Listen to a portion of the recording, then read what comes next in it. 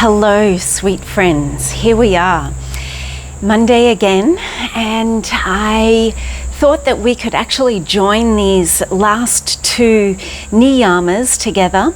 They are two of the hardest to pronounce, so forgive me. So we have the Swadhyaya, which is self-study.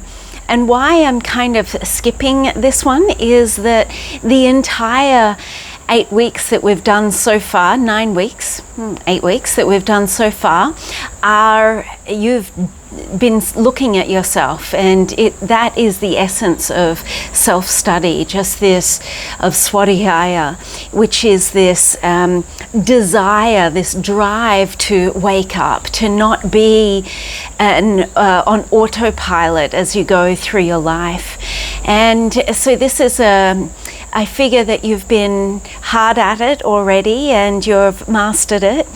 Well, anyway, forgetting and remembering is the essence of it.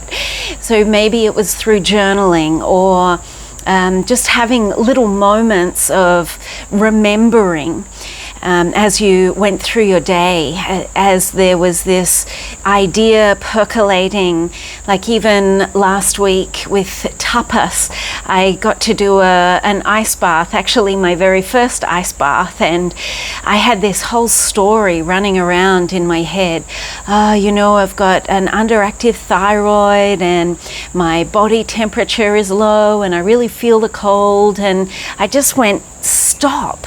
That is just a story, and this is really a huge part of NLP. I think has taken my self-study to the next level, what Michael covers in the mind performance coaching, just stopping all of that story that I've been telling myself and reinforcing and hypnotizing myself into believing, and that these are all so malleable. Everything is just a figment of our imagination. It's all made up. So what is the story that you're telling yourself? And Swadhyaya is really about just checking absolutely everything, making sure that it is this, you're as best you can 100% present with yourself and waking up to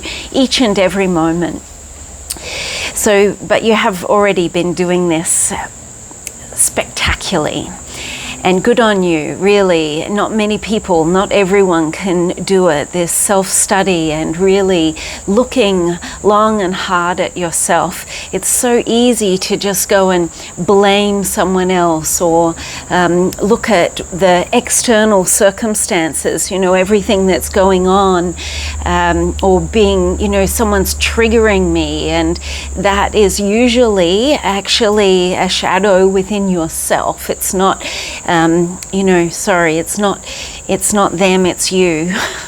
But it's through this self-study, we're looking at how we can wake up and step out of and become more awake, aware, conscious, rather than habituated.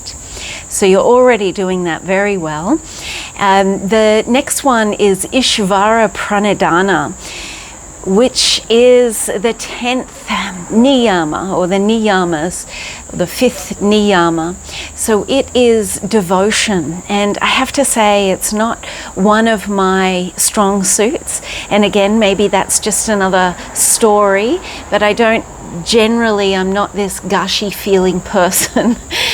Anyway, but I relate to it by awe or a sense of wonder.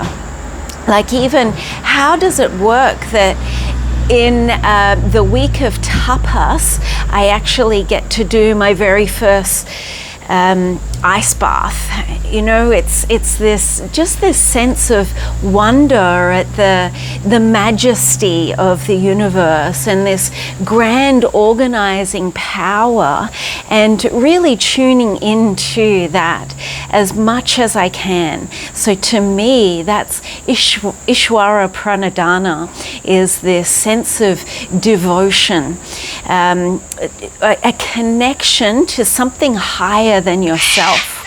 Wow. So how can you, maybe looking at signs, and Joe Dispenza asks for signs throughout the day to know that you are connected to something greater.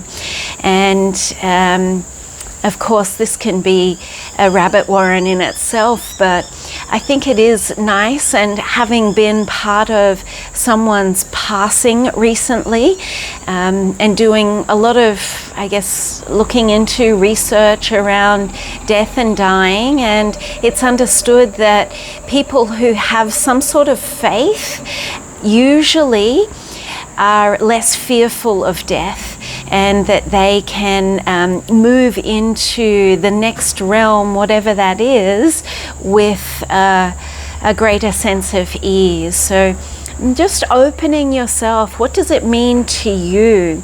And I guess as we're coming into the end of the year, and solstice and